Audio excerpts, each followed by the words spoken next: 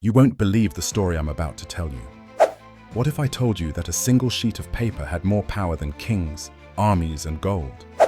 A paper that sparked courage in the hearts of thousands and sent ripples through an empire.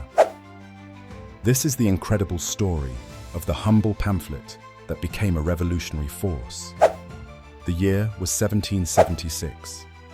The world was filled with towering monarchies and rigid hierarchies. But far across the Atlantic, in the American colonies, a seismic shift was brewing. It wasn't a king, a general, or even an army that lit the fuse of rebellion. It was the written words of one man. His name, Thomas Paine. His weapon, a pamphlet titled Common Sense.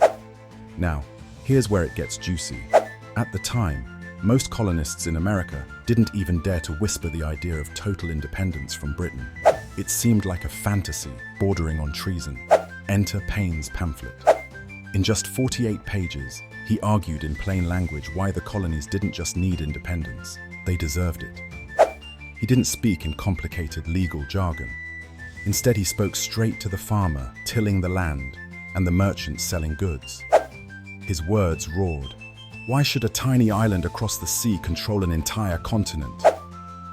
The arguments were so undeniable, the imagery so crisp, that it caught fire in the capital of every heart. Here's the craziest part. Paine published it anonymously. Why? Because criticizing the monarchy back then wasn't just frowned upon, it was dangerous. You could be hanged for treason, but the risk was worth it. Within months, over 100,000 copies had been sold in a population of just 2.5 million. Do the math. It's like selling millions of copies today. And these weren't the days of viral tweets or viral TikToks. This was words on paper, hand-delivered from one person to another. The impact, unparalleled. People who had been on the fence, unsure about independence, suddenly had clarity. Soldiers fighting in George Washington's army could be seen reading Common Sense aloud to one another, using it as a source of inspiration. Paine didn't just write. He changed minds, ignited debates, and ultimately struck a blow to the British Crown's grip on America. So why don't we talk about Paine as much as the Founding Fathers?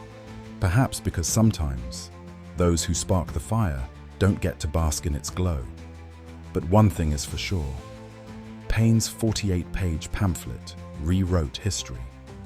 And sometimes, all it takes is the power of an idea and a piece of paper. Think about that next time you pick up a pen.